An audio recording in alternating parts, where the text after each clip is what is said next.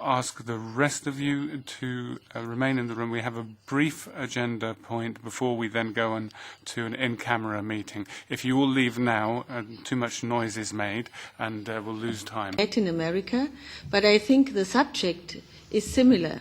We have with us a human rights defender who works on political prisoners in Colombia. This is also the name of the organization is Committee of Solidarity with Political Prisoners. And we have with us for a short intervention Mr. Franklin Castañeda. The organization assists political individuals who are detained on political grounds, give legal assistance, and does research on conditions of detention in Colombia. He also follows cases of torture in prisons and human rights education for prisoners. Mr. Castañeda himself has experienced threats against his life, and in 2006, as a consequence, he had to move from his town, Barranquilla, to Bogota.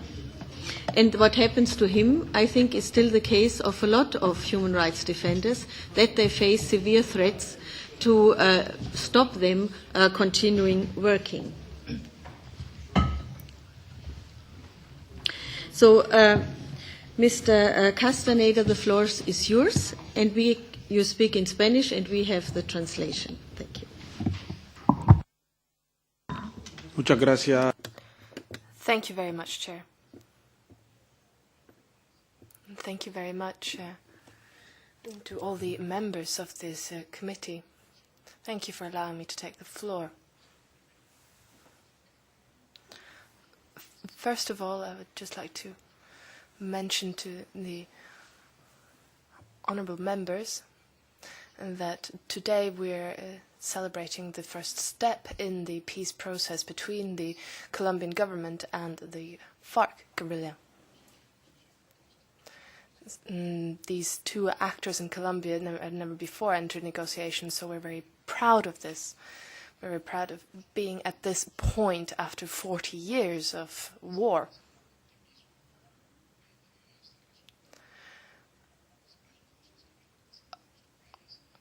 Of course, we are optimistic about that, but at the same time, there are many other things going on in our country, and things that affect human rights defenders and trade unionists, social movement leaders in Colombia. One of the major problems we're facing in Colombia is political detention. More than 36 people were detained last year in Colombia, all of them for having opinions that differ from those of the state's policies and for expressing these opinions. These were all falsely accused of being members of participating in the insurgency, but they are in fact just members of social movements, and we feel that they have the right to protest and express their opinion. We have a new act, a Citizens Security Act, so-called, and it enables the state to do things such as blocking social protests.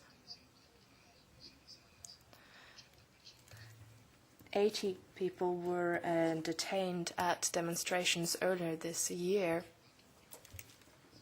and they may be imprisoned for between 24 and 48 months. We also have had arbitrary arrests through political police orders. But human rights defenders in Colombia also face many other problems. Since 2010, there's been a sustained increase in attacks, murders, and disappearances. In 2011, there were 49 homicides, and there were 69 last year, and this year, so far, 15 of our brothers and sisters in Colombia have been killed.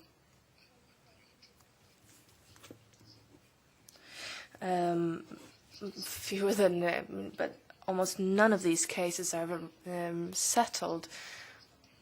98% of them remain unsolved, and this means that the perpetrators are never brought to justice, and so we cannot prevent these such events from repeating.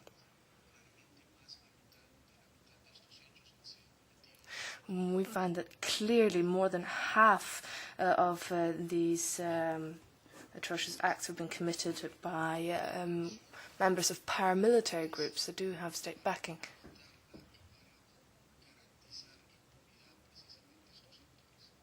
And the state is holding its hand over them, and they're trying to guarantee the impunity of those who commit such acts. Last year,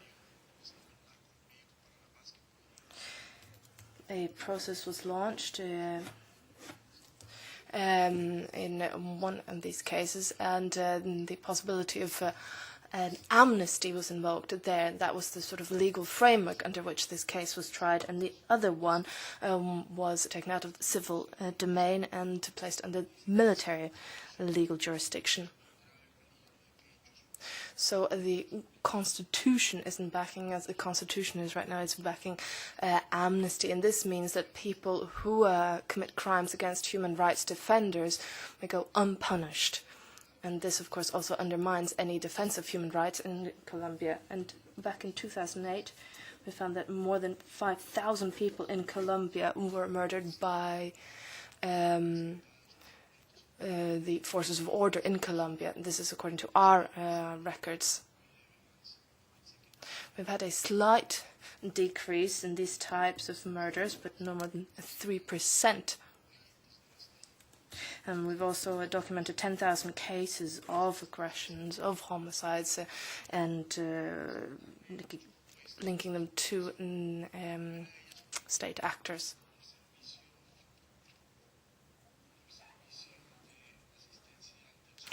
We, of course, want to hear the European External Action Service and what it says about Colombia. And we're worried that they're being very optimistic about Colombia right now because of the peace process. And that is, of course, true. The process is underway, but we must also highlight the other aspects of what is going on there. And they must call upon the Colombian government to strengthen the judiciary. We feel that this committee should also look into the possibility of opening up hearings on the situation of human rights in Colombia, and perhaps also visit our country soon. And thank you very much for your attention. Thank you. Thank you, Mr. Castañeda. I think you made very good suggestions. We have to discuss with the different political groups on our program. But I assume some of the political groups will take up the suggestion to have a hearing in the course of the year, perhaps in the second half. And we will also bring your criticism to the EIS, because we have not invited a special person, because it is a relatively short decision to have you here, that they are more specific, also addressing the human rights problems in Bogota when they are there. I have one question, because in the morning session we discussed the EU's guideline on the protection and support of human rights defenders. And we actually made a study in all over the world what the EU is doing, and the EU is doing a lot of good things. And I would like to know specifically from you, have you been in contact with the EU delegation in Bogota? Because also it is their task actually to reach out to human rights defenders and to support their work. If you could answer very briefly, because we have not much time. Sí, desde mi institución. Yes, thank you. We've been in touch with the European delegation. In some cases, we've obtained support, backing, but in other cases, and unfortunately some of the most sensitive ones, we did not receive any support or backing. But in general, human rights activists and defenders in Colombia have found important backing with the delegation, but we need them to work with us to continue strengthening the judiciary in Colombia and the defense of human rights defenders, and we do think that there is scope for more action there. Thank you very much. So thank you again for coming and to bringing to us your recommendations. Now, before I close the official meeting, I would also like to thank